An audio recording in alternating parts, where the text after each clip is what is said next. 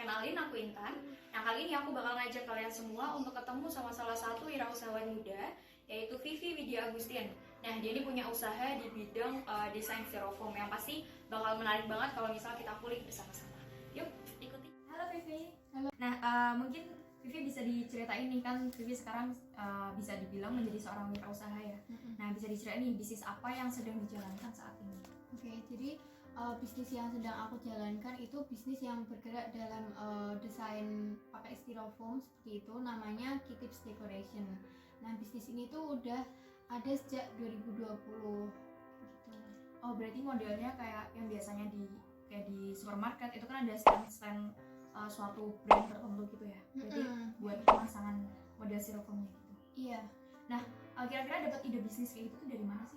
Jadi awalnya ide bisnis itu karena ayahku sendiri kan kerja di swalayan ya. Jadi sering banget kita lihat desain-desain buat branding suatu brand. Nah, karena kebetulan waktu itu tempat kerja ayahku itu nggak bisa pesen di langganannya, jadi aku sama ayahku berpikir buat bikin desain yang lebih baru gitu. Jadi idenya dari situ sih kita.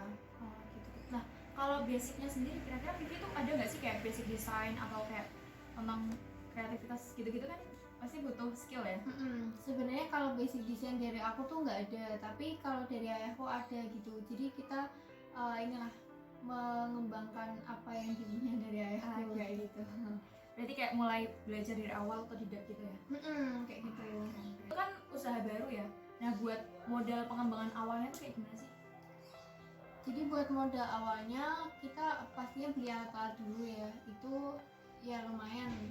Alat-alatnya juga beberapa bagian itu ayahku udah punya, karena kan ayahku emang dulunya tuh sering buat desain styrofoam di orang nikahan kayak gitu.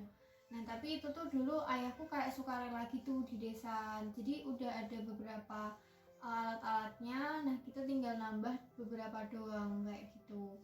Terus buat awalnya itu kita coba-coba dulu sih, awalnya nonton-nonton YouTube sampai akhirnya udah mulai terbiasa dan ada patokan, jadi patokan ukuran kayak gitu.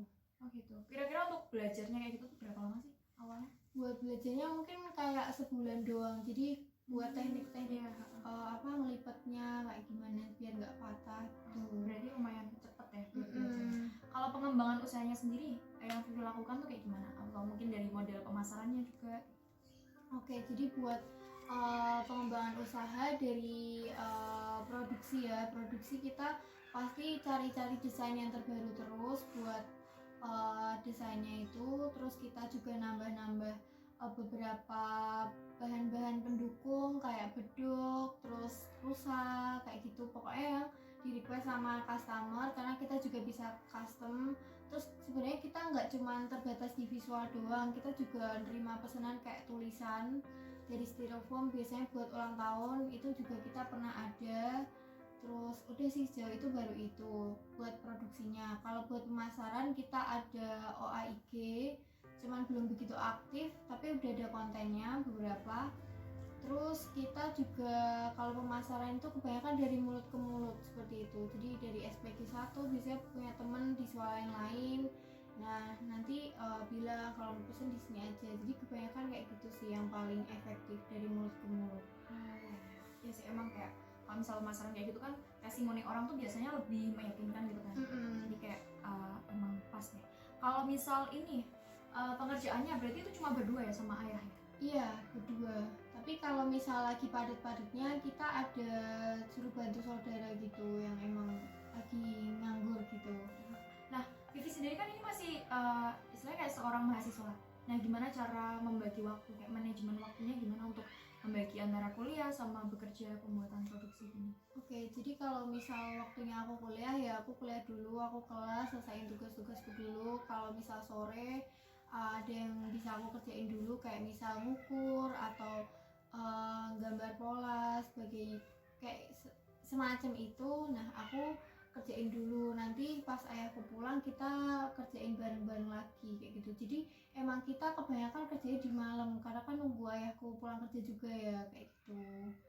Terus buat bagi waktunya, karena misal kalau aku lagi di Tembalang ya aku mungkin kayak mantau doang atau aku tanyain apa yang harus kubantu gitu, jadi biar pembagian kerjanya tetap tetap adil gitu. Oke. Kalau kendala yang udah dihadapi selama ini?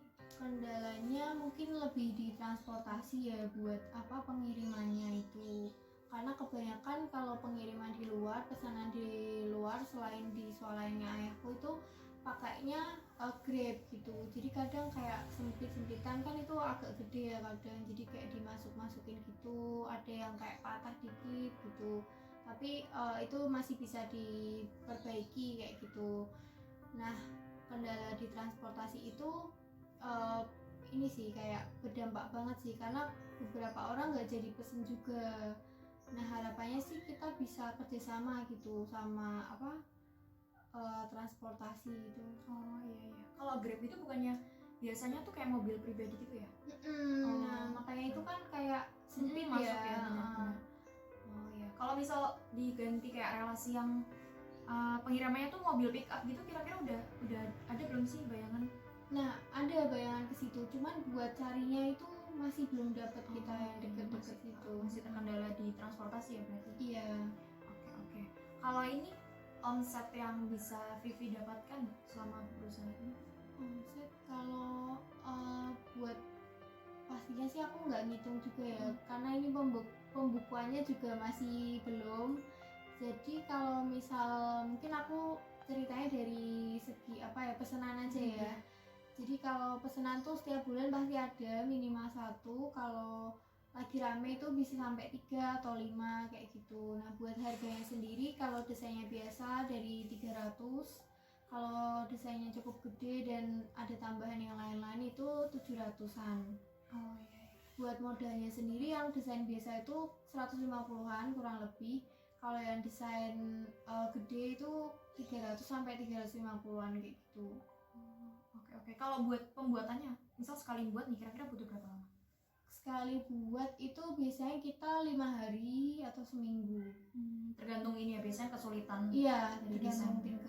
kesulitan dari desainnya. Oke. Mungkin terakhir nih, target ke depan buat usaha Vivi supaya bisa lebih berkembang atau apa yang mau dicapai? Oke, jadi buat target ke depan kita pengen aktifin sosmed sih supaya lebih banyak orang tahu dan tambah desain-desain yang lebih menarik lagi, lebih variatif lagi. Terus tadi kerjasama sama transportasi yang memang memudahkan kita gitu, harapannya kayak gitu sih. Jadi pemasaran kita nggak cuma di sekitar Ambarawa, Bawen doang, tapi bisa sampai ke kota juga. Harapannya bisa sampai ke Semarang sih kayak gitu. Oke.